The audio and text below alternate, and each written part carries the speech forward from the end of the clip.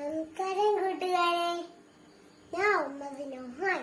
ഇന്ന് ഒക്ടോബർ 2 ഗാന്ധിജയന്തി. നമ്മുടെ രാഷ്ട്രപിതാവായ ഗാന്ധിജിയെ കുറിച്ചുള്ള കവിതയാണ് ഞാൻ ഇന്ന് ചൊല്ലാൻ പോണേ. ഗാന്ധിജി നമ്മളെ രാഷ്ട്രപിതാവ്, ഭാരത മണ്ണിൽ അഭിമാനം, ചുണ്ടി